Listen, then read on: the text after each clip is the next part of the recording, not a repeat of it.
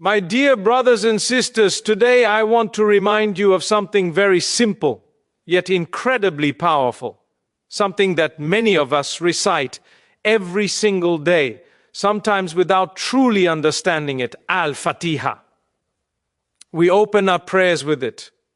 We say the words, we move on, and we sometimes forget that it is not just a set of words. It is a guide, a roadmap, a source of reflection and transformation. When we say, in the name of Allah, the most gracious, the most merciful, are we really feeling the mercy of Allah? Are we seeking His guidance in our daily lives? Or is it simply a verbal habit? Think about it, my dear brothers and sisters. Mercy is not just a word. It is a way of being. It is about how we treat our families, our neighbors, our colleagues. It is about how we forgive, how we show patience, how we embody kindness in every step we take. And when we say, all praise is due to Allah, Lord of the worlds, are we truly acknowledging Allah's greatness? Are we recognizing the blessings around us, the air we breathe, the food we eat, the loved ones we have? Too often we take these blessings for granted. But every breath, every heartbeat, every moment is a gift from Allah. Living at Fatiha means cultivating gratitude in our hearts every single day. We then say, the most gracious, the most merciful, Master of the Day of Judgment. This is not just a reminder of Allah's attributes, it is a reminder of accountability. Our lives are not endless. Every choice we make, every word we speak, every action we take, we will answer for it. To live Al-Fatiha is to live consciously, to live responsibly, and to live with integrity. And when we say, you alone we worship, and you alone we ask for help, it is an invitation to sincerity. Allah does not want our actions if our hearts are elsewhere. He does not want our worship if it is just a routine. He wants a connection. He wants devotion that transforms our character, our behavior, our interactions with others. Finally, guide us to the straight path, the path of those upon whom you have bestowed your favor, not of those who have gone astray. My dear brothers and sisters, this is not a passive prayer, it is an active commitment. Every day we are asked to choose the path of righteousness, the path of mercy, the path of humility, the path that uplifts others rather than diminishes them. We often approach our daily prayers with a routine that is comforting in its familiarity. We know the words, we know the motions, and in many ways our hearts settle into the rhythm of repetition. Among these prayers, Al-Fatiha holds a special place. It is the opening chapter of the Qur'an, recited multiple times a day, a chapter that Muslims around the world turn to at every prayer. Yet, how often do we pause to reflect on the depth of what we are saying? How often do we move beyond the lips and let the meaning truly reach our hearts? To simply recite Al-Fatiha without internalizing it is to treat it as a ritual rather than a lifeline. It is to treat it as words on a page rather than a guide for living a life of purpose, mindfulness, and connection with Allah. When we say, in the name of Allah, the most gracious, the most merciful, it is more than an opening phrase. It is an invitation to recognize the mercy of Allah in every facet of our existence. Yet, in our fast-paced lives, it is easy to glide over these words without pausing to let them sink in. Living the meaning of this verse means understanding that mercy is not just an attribute of Allah to be recited, but a principle to embody. It means cultivating patience when others wrong us, showing kindness even when it is inconvenient, and forgiving even when we feel justified in holding on to anger. Mercy, when internalized, transforms our relationships. It softens hearts, builds bridges, and opens doors to compassion that we might not have noticed otherwise. When we declare, all praise is due to Allah, Lord of the worlds, we are called to gratitude.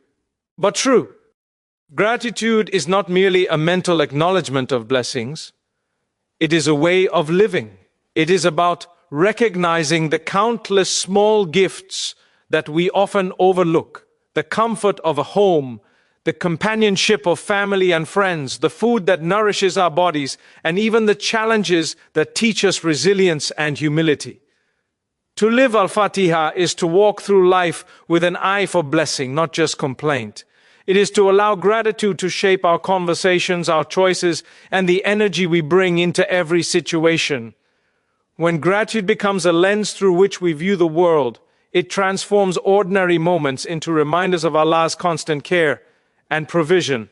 The verse, "You alone we worship, and you alone we ask for help," invites us into sincerity, demanding more than superficial devotion.